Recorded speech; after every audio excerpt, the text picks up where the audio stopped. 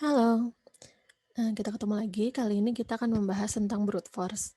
Ini akan dibahas, di 2 video, yaitu video ini dan video selanjutnya. Pada 2 video ini kita akan membahas tentang pengertian, kekuatan, dan kelemahan brute force, serta beberapa contoh algoritma brute force berdasarkan konsep yang terlibat. Ada juga algoritma brute force untuk memecahkan permasalahan kombinatorial atau biasa, disebut exhaustive search. Dan juga ada beberapa contoh latihan soal. Video kali ini, kita akan membahas 2 poin ini aja dulu. Untuk video selanjutnya baru kita akan bahas tentang exhaustive search. Oke, kita mulai dengan pengertian kekuatan dan kelemahan dari brute force. Brute force sendiri itu adalah pendekatan yang lempeng atau straightforward untuk memecahkan suatu masalah. Biasanya, brute force ini dikonstruksi berdasarkan pernyataan masalah atau problem statement, serta berdasarkan definisi konsep yang terlibat. Algoritma brute force sendiri bisa memecahkan masalah dengan sangat sederhana, langsung, dan dengan cara yang jelas. Umumnya, algoritma brute force itu tidak cerdas dan juga tidak mangkus atau tidak efisien, karena dia benar-benar langsung setelah kita mengerti permasalahannya apa, kita memikirkan bagaimana kita dapat menyelesaikannya dengan cara yang sangat simpel, walaupun bisa membutuhkan waktu yang sangat banyak. Oleh karena itu, kata force pada brute force ini itu mengindikasikan tenaga, tenaga yang dikeluarkan untuk kita mencari solusi, ketimbang otak yang kita gunakan dalam mendesain algoritma, mencari cara biar kita cepat menemukan solusi. Oleh karena itu terkadang algoritma brute force itu disebut algoritma naif atau naif algorithm, karena dia benar-benar langsung berangkat dari Eee, problem statement itu sendiri, dari masalah yang kita punya, apa artinya, apa yang akan kita lakukan secara manual, langsung kita implementasikan ke dalam suatu algoritma. Brute force itu adalah suatu teknik yang menghasilkan algoritma yang sederhana dan mudah diimplementasikan, sehingga cocok digunakan untuk masalah yang berukuran kecil. Karena untuk ukuran kecil, dia bisa saja tergolong cepat, nggak terlalu ketara gitu, nggak efisien ya. Nah, brute force ini juga sering digunakan sebagai basis pembanding pada algoritma yang lebih mangkus. Karena kita tahu brute force ini tidak mangkus, kalau kita punya algoritma lain, itu bisa dikatakan dia akan lebih mangkus kalau dia lebih bagus dari brute force tentunya. Dan hampir semua masalah dapat diselesaikan dengan algoritma brute force. Tapi, ada masalah yang hanya diselesaikan, bahkan ada masalah yang hanya dapat diselesaikan dengan algoritma brute force, seperti mencari bilangan terbesar dalam suatu list. Brute force ini dapat digunakan untuk memecahkan hampir sebagian besar masalah. Dengan kata lain, dia mempunyai wide applicability. Brute force juga sederhana dan mudah dipahami karena itu tadi dia langsung berangkat dari permasalahan yang kita punya. Dia menghasilkan algoritma yang layak untuk beberapa masalah, contohnya pencarian, pencocokan string, dan perkalian matriks. Karena untuk permasalahan-permasalahan ini, kita pastinya harus mengecek semua elemen yang ada pada list atau pada array yang kita punya, sehingga ya susah untuk menemukan yang lebih mangkus dan eh, efektif daripada brute force. Brute force ini juga menghasilkan algoritma yang baku untuk tugas-tugas komputasi seperti penjumlahan atau perkalian, juga menentukan elemen minimum atau maksimum dari suatu list. Sayangnya, algoritma brute force ini jarang menghasilkan algoritma yang mangkus. Beberapa algoritma brute force bahkan sangat lambat hingga tidak dapat diterima. Seperti contoh kalau misalnya kita punya runtime error karena implementasinya terlalu lama. Kemudian dia tidak sekonstruktif atau sekreatif teknik pemecahan masalah lainnya. Ya karena dia benar-benar berangkat dari problem statement itu langsung, tanpa kita harus memikirkan apa yang bisa kita lakukan untuk mempercepat um, runtime yang kita punya ketika implementasi nantinya. Selanjutnya akan dilihatkan beberapa contoh permasalahan dan bagaimana kita memecahkannya dengan algoritma brute force, di mana kita dapat mengkonstruksi algoritma berdasarkan problem statement dan juga definisi dari konsep yang terlibat. Contohnya misalkan kita punya A pangkat N, jadi kita ingin menghitung pangkat dari bilangan. Misalkan A0 itu A itu adalah sesuatu yang lebih besar dari 0 dan N itu adalah bilangan bulat tan negatif. Ketika N sama dengan 0, berapapun A-nya kita akan punya A pangkat N itu 1. Dan otherwise, kita akan mengalihkan A sebanyak N kali. Berarti kita cukup membuat suatu algoritma yang mengalihkan 1 dengan A sebanyak N kali. Cukup simpel, dia langsung dari permasalahan yang kita punya. Yang kedua, perhitungan faktorial. Kita mau menghitung N faktorial di mana N itu adalah bilangan bulat tan negatif. Dalam matematik kita cukup melakukannya dengan persamaan ini, yaitu kalau N sama dengan 1, kita punya N faktorial sama dengan 1, otherwise kita cukup kalikan 1 hingga N. Berarti kita cukup mengalihkan N buah bilangan bulat, yaitu 1, 2, 3, dan N bersama-sama. Dan ketika N sama dengan 1, N sama dengan 0, kita bisa langsung return 1. Contoh lain untuk perkalian matriks. Kita misalkan ingin mengalihkan dua buah matriks yang berukuran N kali N. Di matematik, kalau kita punya matriks A, itu kita bisa representasikan baris pertama, kolom pertama, elemen pada baris pertama, kolom pertama itu dengan A11 hingga elemen pada baris pertama dan kolom ke N itu A1N. Dan seterusnya kita punya AN1 hingga ANN. Sama B juga, kita punya B11 hingga B1N hingga BN1 sampai BNN. Dan untuk perkaliannya, misalkan kita sebut dia sebagai C, kita punya C11, di mana C11 itu dapat obtain dari perkalian dua vektor, yaitu vektor yang ada pada baris pertama A dikalikan vektor yang ada pada kolom pertama B. Itu yang akan kita dapatkan untuk C11. Dan seterusnya, sehingga kita punya persamaan ini. Berarti untuk untuk algoritmanya kita cukup menghitung setiap elemen hasil perkalian satu persatu dengan cara mengalihkan dua vektor yang panjangnya N. Ini pseudocode-nya. Kita lihat di sini, kita lakukan iterasi untuk row yang kita punya, kita lakukan iterasi untuk column yang kita punya, dan kita hitung perkalian dua vektor panjang N untuk baris dan kolom yang bersangkutan. Oleh karena itu, di sini kita punya nested loop, di mana ada 3 sarang di situ, dan masing-masing yang pertama dia dilakukan N kali, yang kedua juga N kali, dan yang ketiga juga N kali. Berarti jelas kalau kompleksitas algoritma ini ada di big O N pangkat 3. Selanjutnya misalkan kita ingin mencari faktor dari suatu bilangan bulat N selain dari 1 dan N itu sendiri. Definisi dari faktor itu sendiri, bilangan bulat A adalah faktor dari bilangan bulat B jika A habis membagi B. Berarti dengan kata lain, habis membagi ini maksudnya kalau misalnya kita punya B, dia dapat direpresentasikan sebagai A kali suatu integer C. Atau kita bisa bilang juga kalau B itu adalah 0 kalau kita consider di modulo A. Atau bisa kita bilang juga kalau B modulo A adalah 0.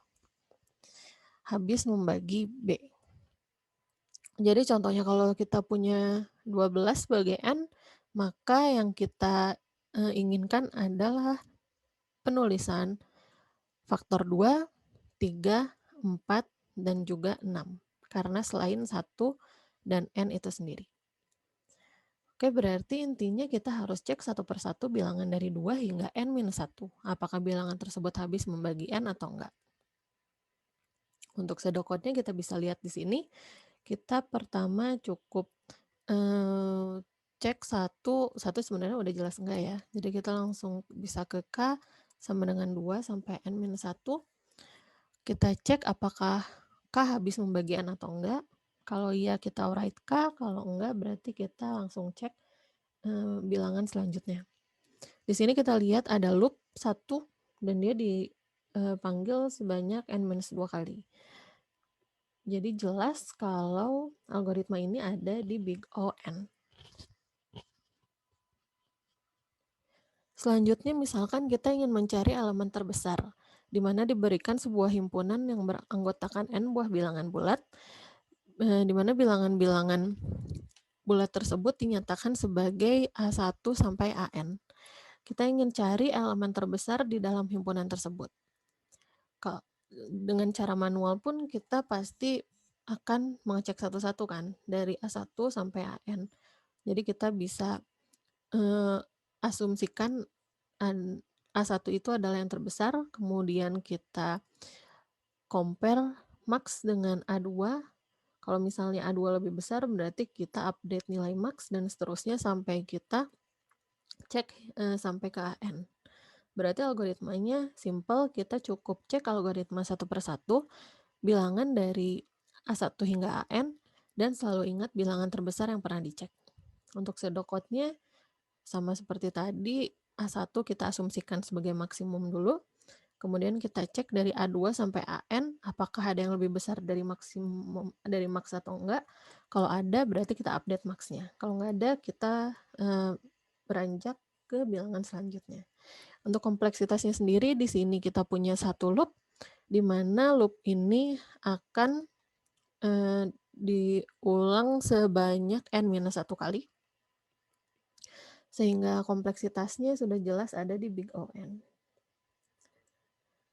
Selanjutnya, contoh untuk sequential search, di mana diberikan n buah bilangan bulat yang dinyatakan sebagai A1 hingga AN. Dan kita ingin mencari apakah bilangan bulat X berada di dalam himpunan bilangan bulat tersebut. Kalau X ditemukan, maka lokasi atau indeks elemen yang bernilai X disimpan di dalam pengubah ID X. Dan jika X tidak terdapat di dalam himpunan tersebut, maka ID X diisi dengan nilai 0. Ini juga sebenarnya mirip sama yang tadi, intinya kita harus ngecek A1 apakah sama dengan X, kalau enggak kita cek A2 apakah sama dengan X, dan seterusnya. Kalau di tengah kita menemukan X, kita bisa langsung keluar dari loop, kalau enggak kita selalu cek bilangan selanjutnya. Jadi kita cukup cek satu persatu bilangan dari A1 hingga N. Jika ada yang bernilai sama dengan N, simpan indeksnya. Jika hingga N tidak ada yang bernilai sama dengan X, simpan angka 0. Berarti kita bisa cek mulai dari K sama dengan 1, kita cek sampai K kurang dari N. Kalau misalnya ada yang sama dengan X, kita keluar dari loop. Kalau kita belum menemukan, kita tetap cek yang selanjutnya sampai K yang terakhir itu bernilai N. Ketika K bernilai N, berarti AK, kita cek apakah dia sama dengan X. Kalau iya berarti ada X-nya K. Kalau enggak berarti 0. Dan kompleksitas algoritmanya kita lihat di sini ada loop kita punya di sini, di mana dia in the worst case berjalan sebanyak n-1 kali. Oleh karena itu, kompleksitas algoritmanya adalah big O N. Contoh brute force lainnya adalah bubble sort. Di sini diberikan sebuah tabel yang berisi n buah bilangan bulat, dan kita ingin mengurutkan isi dari tabel tersebut secara menaik dengan metode pengurutan bubble sort. Recall sedikit, bubble sort itu merupakan salah satu bentuk pengurutan yang menerapkan pertukaran nilai pada prosesnya. Jadi idenya di sini kita ingin menggelembungkan air yang akan mengapung, di mana elemen bernilai kecil akan diapungkan, artinya diangkat ke atas melalui pertukaran. Jadi kalau misalnya kita punya A1 dan seterusnya hingga AN, kita akan punya beberapa pass dalam bubble sort ini, dari PES 1 dan seterusnya hingga PES N-1. Di mana pada setiap PES kita membandingkan AN dengan A-N. Kalau misalnya yang di kiri itu lebih besar, maka kita swap. Jadi kita selalu membandingkan dengan yang ada di sisi kirinya. Kalau misalnya yang ada di sisi kiri lebih besar, kita selalu tukar. Sedemikian sehingga akhir kita mempunyai A1 sebagai bilangan yang paling kecil. Kemudian pada PAS 2, kita lakukan hal yang sama, tapi cukup dari AN hingga A2, sehingga kita punya A2 sebagai bilangan kedua terkecil. Dan seterusnya hingga kita punya AN-1 sebagai bilangan kedua terbesar, dan otomatis sisanya adalah bilangan terbesar. Jadi algoritmanya secara ilustrasi adalah untuk putaran pertama, kita cek satu persatu mulai dari elemen terakhir pada list dan tukar posisi sesuai kebutuhan, sehingga kita mendapatkan bilangan terendah pada posisi pertama. Untuk putaran kedua, ulangi langkah tersebut hingga kita mendapatkan bilangan terendah selanjutnya pada posisi kedua, dan seterusnya hingga kita telah mengisi posisi terakhir pada bilangan terbesar, dengan bilangan terbesar. Ini pseudocode-nya, intinya ini adalah jumlah PES yang kita inginkan dari 1 sampai PES N-1. Dan untuk setiap PES, kita cek dari AN hingga A1 plus 1. Kalau AI plus 1. Kalau misalnya dia lebih kecil dari yang sebelahnya, berarti kita swap. Kalau enggak, kita langsung cek bilangan sebelahnya lagi. Dan seterusnya, sehingga kompleksitas yang kita punya, di sini kita punya 2 loop nested, di mana yang pertama ini diulang N-1 kali, dan yang kedua pun diulang sekitar N-1 kali juga. Sehingga kompleksitas algoritmanya itu adalah big O N kuadrat. Selanjutnya, misalkan kita ingin melakukan uji keperimaan, yaitu diberikan sebuah bilangan bulat positif N, dan kita ingin menguji apakah bilangan tersebut merupakan bilangan prima atau bukan. Bilangan prima sendiri adalah bilangan yang lebih besar dari 1, dan hanya habis dibagi 1 dan dirinya sendiri. Jadi contohnya 2, 3, 5, 7, 11, 13, 17, dan seterusnya. Nah, berarti di sini sebenarnya mirip dengan pencarian faktor. Tapi pada pencarian faktor di permasalahan sebelumnya, kita ingin mencari semua faktor yang ada. Tapi di sini kita ingin tahu apakah ada faktor atau enggak. Ingat kalau misalnya kita punya N sama dengan 12, berarti faktornya selain 1 dan dirinya sendiri, itu adalah 2, 3, 4, dan 6. Kalau ada 2, pasti ada 6. Misalnya kita sebut ini adalah pasangan. Ada 3, pasti ada 4. Sama kalau misalnya kita punya 15, faktornya adalah 3 dan 5. 3 itu pasangannya 5. Atau misalnya kita punya 16, kita punya 2, 4, dan 8. 2 ini pasangan dari 8, dan 4 adalah pasangan dirinya sendiri. Jadi sebenarnya kita cukup mengecek segini aja. Berapakah segini? Itu cukup kita cek akar N, tapi kita bulatkan ke atas.